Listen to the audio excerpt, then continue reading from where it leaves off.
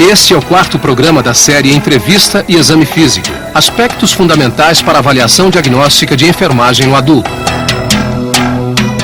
O conteúdo aborda os procedimentos propedêuticos no exame cardiológico. Bom dia, Wilson. O exame cardiológico exige cuidados no que diz respeito ao aspecto psicológico do paciente. A examinadora deve procurar manter o paciente tranquilo, bem informado e seguro. É importante observar que o exame cardiológico envolve outros aparelhos que sofrem repercussão do mau funcionamento do coração. Antes de iniciar o exame do tórax propriamente dito, deve-se atentar para alguns sinais detectados no exame físico geral, como alterações da pressão arterial e do pulso, dispneia, edemas, estase jugular, posição do paciente no leito, cansaço ao responder às perguntas, confusão mental, sonolência. Estes sinais são indicativos de alterações cardíacas e vão ajudar a conduzir o exame específico. As queixas do paciente também devem ser valorizadas, porque norteiam o levantamento de dados tanto do sistema cardiovascular como de outros sistemas. O exame cardiológico envolve 3 fases: inspeção, palpação e ausculta. O exame deve ser feito com o paciente em decúbito dorsal. A examinadora deve estar à direita do paciente.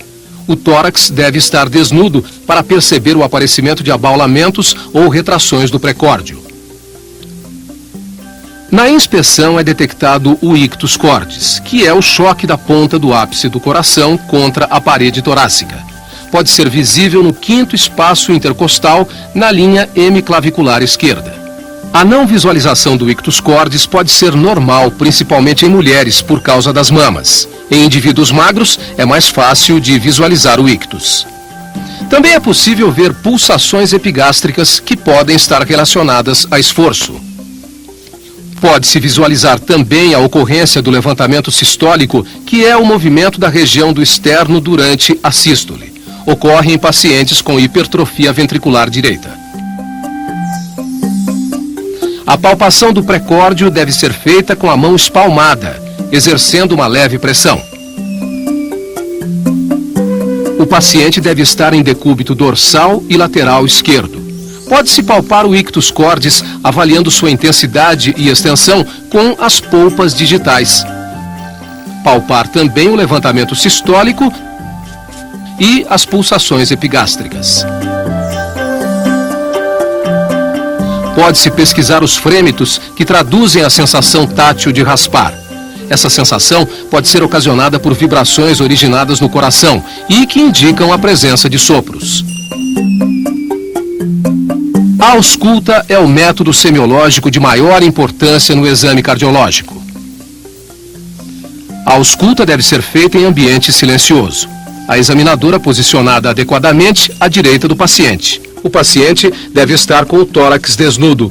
O estetoscópio deve ser comprimido contra a parede torácica, diretamente sobre a pele. A ausculta cardíaca é realizada em pontos do tórax em que se capta o ruído das válvulas, que nem sempre correspondem à região onde se localizam anatomicamente. Essas áreas são chamadas de focos de ausculta. O foco aórtico está localizado no 2º espaço intercostal à direita.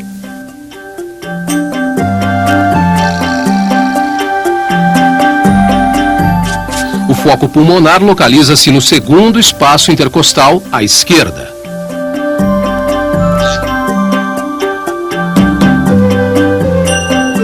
O foco tricúspide localiza-se na parte inferior do externo, junto ao apêndice xifoide, na linha paraesternal esquerda.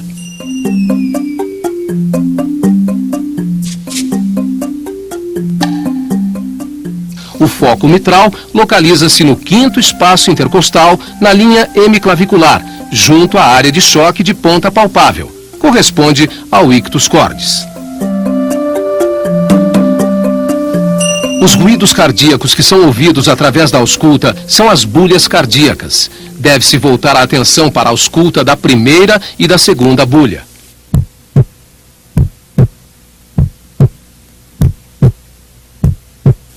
A primeira bulha corresponde ao fechamento das válvulas mitral e tricúspide, sendo que o melhor ponto de ausculta é o foco mitral. Seu som é mais prolongado e mais grave do que o da segunda bulha.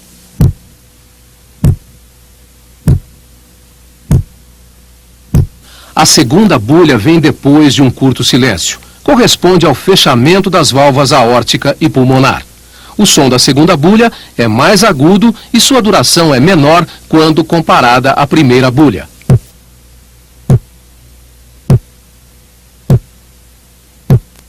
O reconhecimento das bulhas fica mais fácil quando se tem em mente o ritmo das batidas.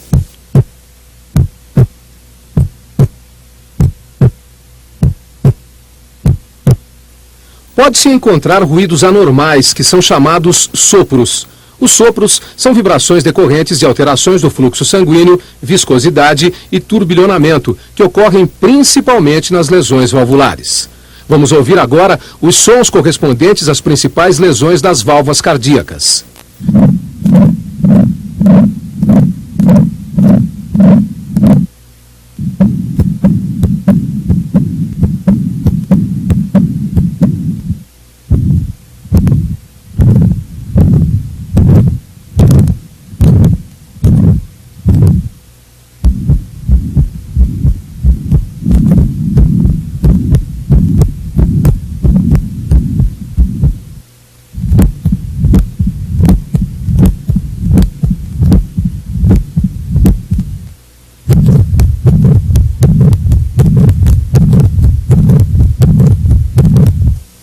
A terceira bulha é um ruído de baixa frequência, encontrado habitualmente em crianças e adolescentes e raramente em adultos.